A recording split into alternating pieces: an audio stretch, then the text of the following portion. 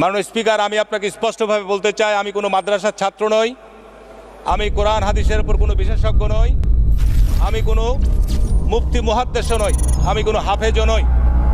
আমার বক্তব্যকে যারা কটাক্ষ করে বক্তব্য দিয়েছেন আমি তীব্র প্রতিবাদ জানাচ্ছি।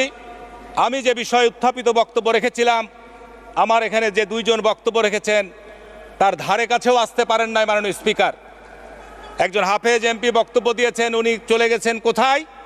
উনি এতিমের মালের কাছে চলে গেছেন। আর একজন আজানের ধ্বনি দিয়ে শুরু করেছেন, আজানের ধ্বনি দিয়ে শুরু করে উনি চলে গিয়েছেন হাজার বছরের শ্রেষ্ঠ বাঙালিতে।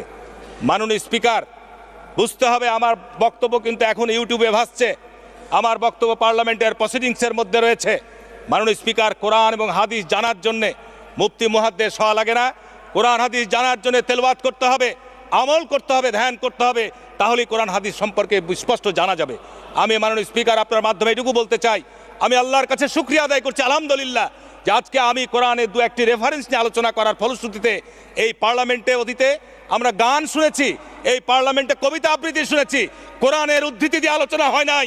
আজকে কতিপয় সদস্য কোরআনের আলোকে আলোচনা হচ্ছে, এটি আল্লাহর রহমত, এটি আল্লাহর রহমত। আমি বলবো আল্লাহ পাক আমাদেরকে কোরআন এবং হাদিসের উপর আমল করার, জানার এবং বুঝার তৌফিক দান করুক, আল্লাহুম্মা আমিন।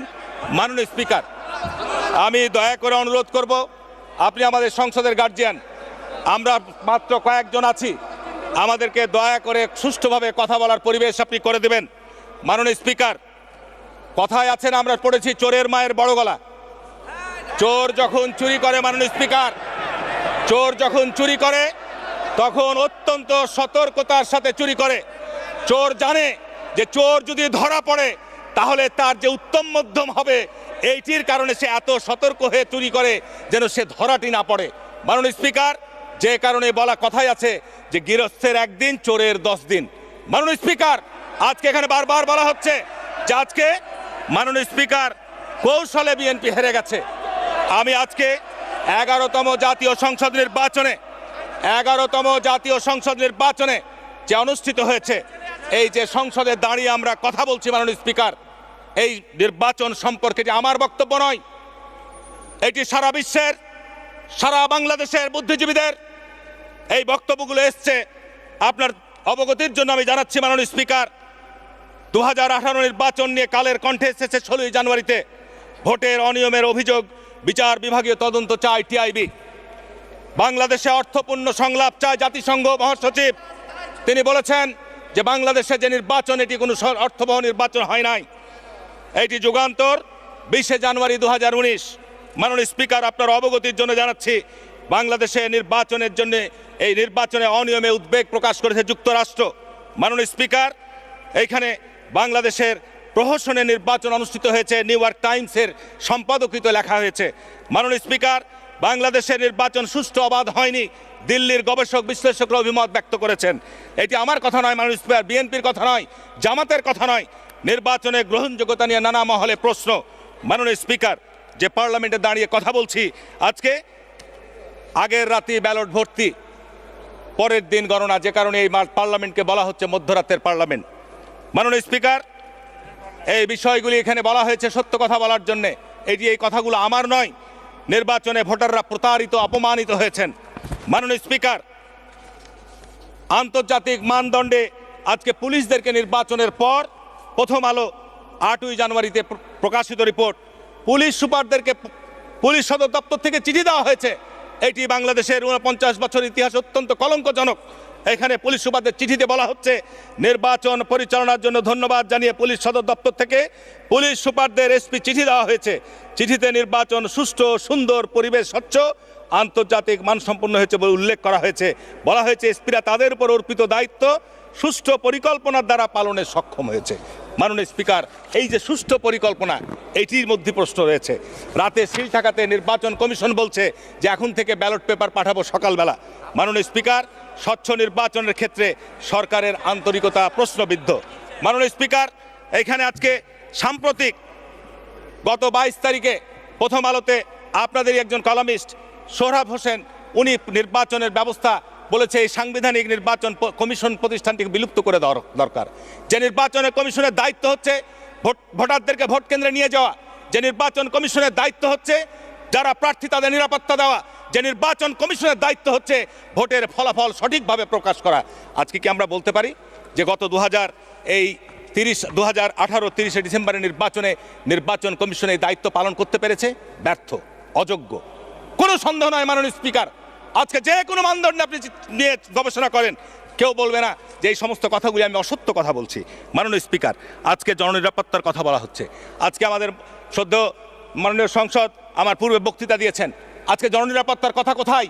এই সরকারের আমলে গত 10 বছরে বাংলাদেশে নিখোঁজ হয়ে গেছে প্রায় 1200 মানুষ, গুম এবং ক্রস ফায়ারের শিকার হয়েছে কতজন আমি জানি না। আজকে মাননীয় স্পিকার, আমি আপনার এখানে কথা বলছি, আমি এখান থেকে বাড়ি ফিরে যেতে পারবো কিনা, আমাকে রাস্তা থেকে আইন প্রকারী সংস্থার পরিচয় তুলে নিয়ে গিয়ে আমার ভাগ্যে ইলিয়াসের ভাগ্য জুটবে কিনা, আমার ভাগ্যে সালাউদ্দিনের ভাগ্য জুটবে কিনা, আমি এ কথা বলতে পারবো না।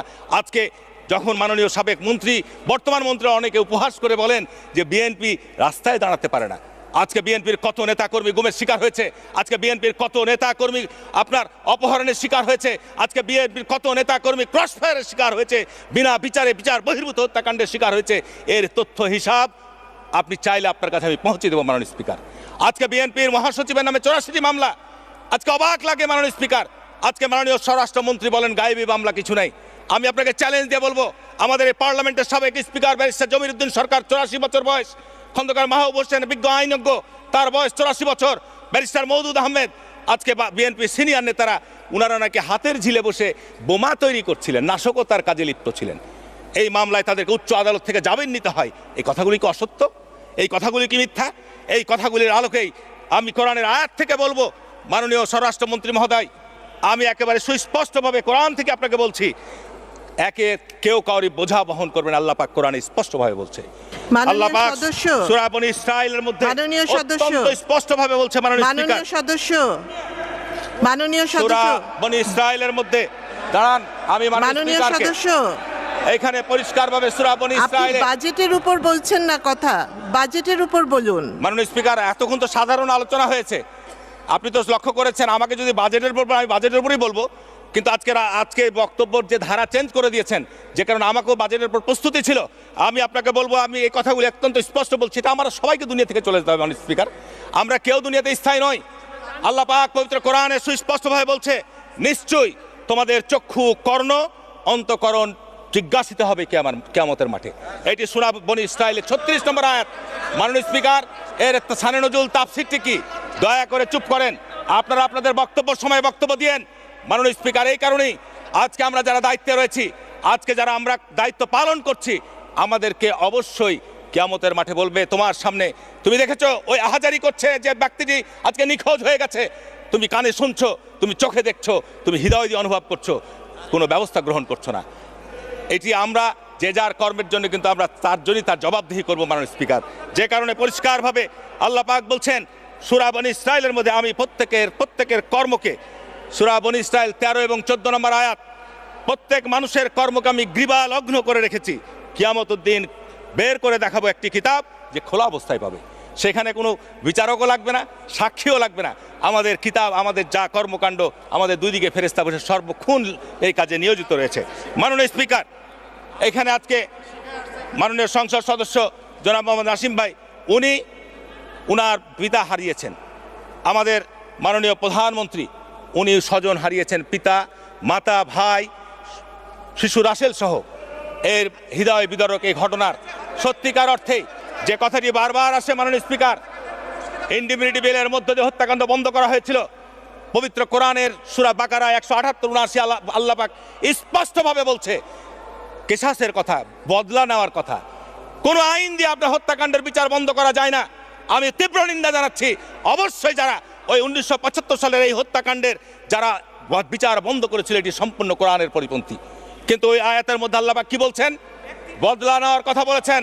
মাননীয় স্পিকার বলেছেন যে তোমরা হত্যার বদলে বদলা নিবা, যার বদলা নেওয়া দরকার তাকে নিতে হবে। এইটা যেন বাড়াবাড়ি না হয়ে যায়।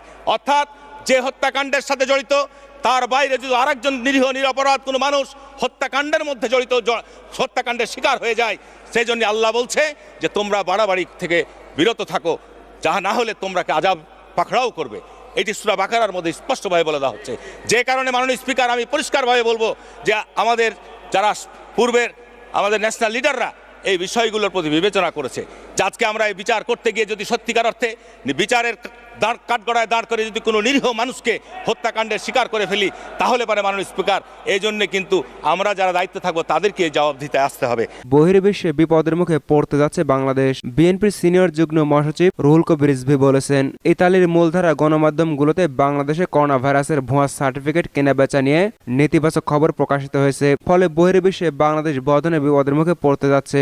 রাজধানীর নয়াপল্টনে বিএনপির কেন্দ্রীয় কার্যালয়ে এক ভার্চুয়াল সংবাদ সম্মেলনে তিনি কথা বলেন।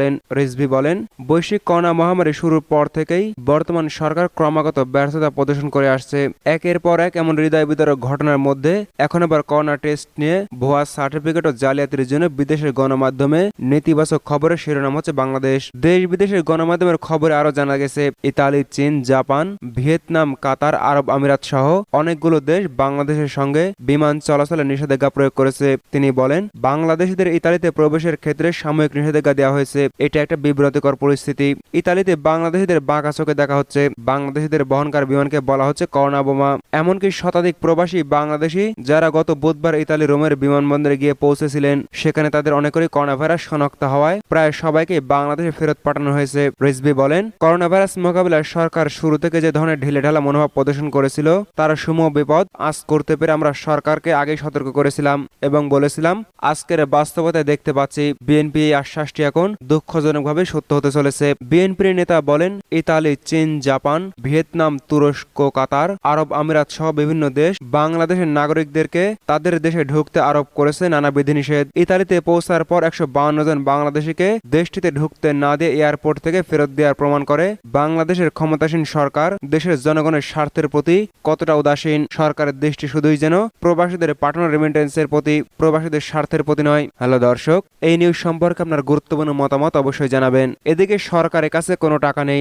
কেন টাকা নেই বিস্তারিত দেখবেন প্রতিবেদনে। সরকারের কাছে অর্থ নিয়ে মন্তব্য করে নাগরিক ঐক্যের আহ্বায়ক মাহমুদ রহমান মান্না বলেছেন, এখন বড় ক্রাইসিস হচ্ছে 1 কোটি থেকে আরো বেশি লোক দরিদ্র হয়ে গেছেন, দরিদ্র সীমার নিচে চলে গেছেন। প্রতিদিন দৃশ্যমান ন্যূনতম 10 থেকে 20 পরিবার ঢাকা থেকে বাইরে চলে যাচ্ছেন। এদের সেভ করা হবে কিভাবে? সরকারের এদের সম্পর্কে কোনো প্ল্যান নেই। মান্না বলেন, গতকাল পত্রিকায় দেখেছেন যেটাকে সরকার বলেছেন সোশ্যাল সেফটি নেট বা করোনাকালে আক্রান্ত মানুষগুলোর সহযোগিতার জন্য দেওয়া হবে বিশেষ প্রণোদনা, এইগুলো দিয়ে বেতন ভাতা বাড়ানো হচ্ছে। সমস্ত ব্যাপারে মিথ্যাচার করতে করতে তারা এখন মিথ্যার কথা রপ্ত করে ফেলেছেন। তিনি বলেন, ওই যে বলতো না, আকাশ দিয়ে উড়ে গেলে নিচে ঢাকার দিকে তাকালে লস অ্যাঞ্জেলেসের মতো শহর দেখা যায়। সব উন্মাদ কতগুলো 420 ভদ্রলোক মন্ত্রী হয়েছেন এবং ওনারা একটার পর একটা কথা বলে যাচ্ছেন। এখন দেখা যাচ্ছে সরকারের কাছে কোনো টাকাই নেই। মান্না বলেন, সরকার টাকার জন্য কি করছে?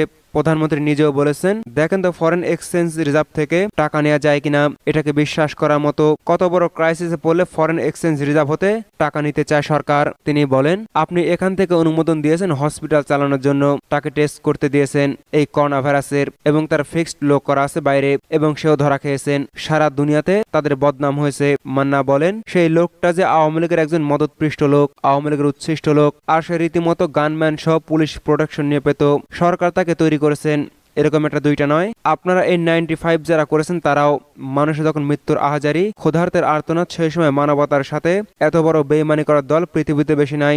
অপরদিকে রিজেন্ট হাসপাতালের অনিয়ম সরকারই উদ্ঘাটন করেছে, দাবি করলেন তথ্যমন্ত্রী। তথ্যমন্ত্রী এবং আওয়ামী লীগ যুগ্ম সাধারণ সম্পাদক ডক্টর হাসান মাহমুদ বলেছেন, রিজেন্ট হাসপাতালের অনিয়ম সরকারই উদ্ঘাটন করেছে, অন্য কেউ নয়। বিএনপিও এ নিয়ে আগে কোনো প্রশ্ন তোলেনি। সন্ধ্যায় ধানমন্ডিস্থ আওয়ামী লীগ সভাপতি রাজনৈতিক কার্যালয়ের সাংবাদিকদের বিভিন্ন প্রশ্নের জবাব দেন মন্ত্রী।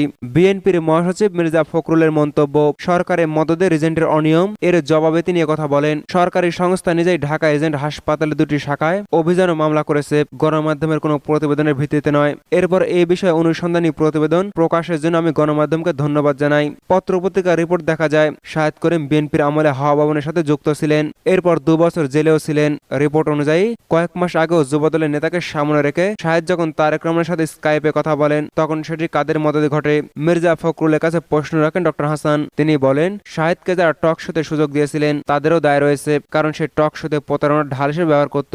শাহেদ প্রতারণার কাজে কখনো নিজেকে মেজর, কর্নেল, আওয়ামী লীগ নেতা বা প্রধানমন্ত্রীর কার্যালয়ের কর্মকর্তা এমন নানা পরিচয় দিয়েছেন, যা সত্য নয় বলেন তথ্যমন্ত্রী। আমরা তদন্ত করে দেখেছি, তিনি আওয়ামী লীগের কোনো কমিটিতে ছিলেন না। ডক্টর হাসান মাহমুদ বলেন, প্রধানমন্ত্রী শেখ হাসিনা দ্ব্যর্থহীন ভাষায় বলেছেন, দুর্নীতিবাজদের পরিচয় বর্ণ যাই হোক, তাদের বিরুদ্ধে কঠোর ব্যবস্থা নেওয়া হবে। তারই অংশ হিসেবে শাহেদ এবং এমন আরো অনেক প্রতারকের বিরুদ্ধে ব্যবস্থা নেওয়া হচ্ছে।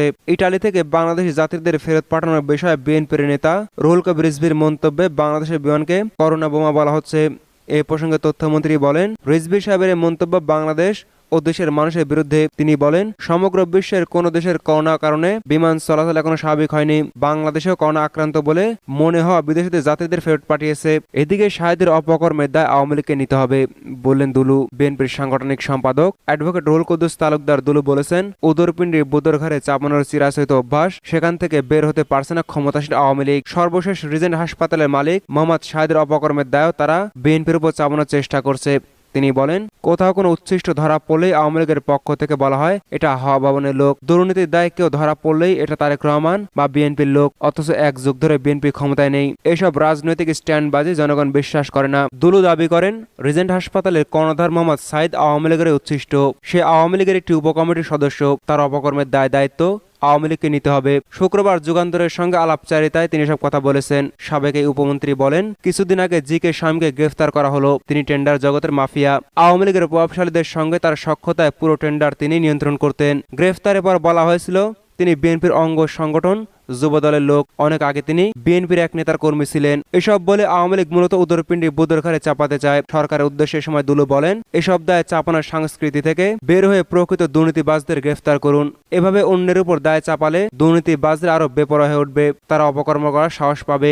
অপরদিকে শাহেদকে গ্রেফতার নিয়ে যা বলেন স্বরাষ্ট্রমন্ত্রী, চিকিৎসা নিয়ে প্রতারণা করা রিজেন্ট হাসপাতালের মালিক শাহেদকে খুব শীঘ্রই গ্রেফতারের বিষয়ে আশাবাদী স্বরাষ্ট্রমন্ত্রী আসাদুজ্জামান খান কামাল। তিনি বলেন, প্রধানমন্ত্রী সংসদ সদস্যকেও ছাড় দেননি, দলীয় নেতাদেরকেও তিনি ছাড় দিচ্ছেন না। যার কথা বলছেন, যত বড় ক্ষমতাবানই হোক না কেন, যদি প্রমাণিত হয় তাকে ছাড় দেওয়ার প্রশ্নই আসে না। শাহেদকে ধরার জন্য অনুসন্ধান চলছে।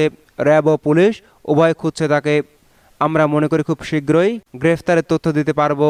গত 7 জুলাই উত্তরা রিজেন্ট হাসপাতালে র্যাবের অভিযান চলাকালে শাহেদের ফোন দেওয়ার বিষয়ে স্বরাষ্ট্রমন্ত্রী আসাদুজ্জামান খান কামাল বলেন, আমি ফোন দিতে গিয়ে তার হাসপাতালে রোগী ভর্তি করি। সেই সুবাদে আমাকে ফোন দিয়েছিলেন। পরে সে বলেছিল হাসপাতাল সিল করে দিচ্ছে। আমি বলেছি, আপনি নিশ্চয়ই কোনো অন্যায় কাজ করেছেন, এজন্য সিল করছে, বিনা কারণে তো সিল করে না। স্বরাষ্ট্রমন্ত্রী আরও বলেন, শাহেদ বলল, আমি তাহলে কি করব? আমি বললাম হয় আপনি ফেস করেন, আপনার যদি কিছু বলার থাকে কোর্টে যান, এতটুকুই আমি বলেছি।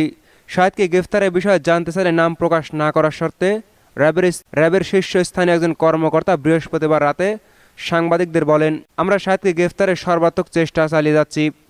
আমাদের অভিযান সম্পর্কে কিছু বিষয় আছে যা প্রকাশ করলে পলাতক আসামিরা সতর্ক হয়ে যাবে। যতটুকু তথ্য আছে তাতে দেশের বাইরে সে যেতে পারেনি। তাকে গ্রেফতারে র্যাবের একাধিক টিম ঢাকা এবং ঢাকার বাইরে কাজ করছে বলে জানান তিনি। উল্লেখ্য, গত 6 জুলাই র্যাবের ভ্রাম্যমাণ আদালতের নির্বাহী ম্যাজিস্ট্রেট সারোয়ার আলমের নেতৃত্বে রিজেন্ট হাসপাতালের উত্তরা ও মিরপুর কার্যালয়ে অভিযান চালানো হয়। পরীক্ষা ছাড়াই করোনা সনদ দিয়ে সাধারণ মানুষের সঙ্গে প্রতারণা এবং অর্থ হাতে নিয়ে আসছিল তারা। র্যাবের ভ্রাম্যমাণ আদালত অন্তত 6000 ভুয়া করোনা পরীক্ষার সনদ দেওয়ার প্রমাণ পায়। একদিন পর গত 7 জুলাই স্বাস্থ্য অধিদপ্তরের নির্দেশে র্যাব রিজেন্ট হাসপাতাল ও তার মূল কার্যালয় সিলগালা করে দেয়। রিজেন্ট গ্রুপের চেয়ারম্যান শাহেদ সহ 17 জনের বিরুদ্ধে ওই দিনে উত্তরা পশ্চিম থানায় নিয়মিত মামলা দায়ের করা হয়। হ্যালো ভিউয়ার্স, নিউজটি ভালো লাগলে লাইক, কমেন্ট, শেয়ার করবেন। প্রতি ঘন্টার আপডেট নিউজ পেতে আমাদের চ্যানেলটি সাবস্ক্রাইব করবেন। সবার আগে সর্বশেষ খবর পেতে অবশ্যই বেল আইকনে ক্লিক করবেন। এতক্ষণ সঙ্গে থাকার জন্য ধন্যবাদ।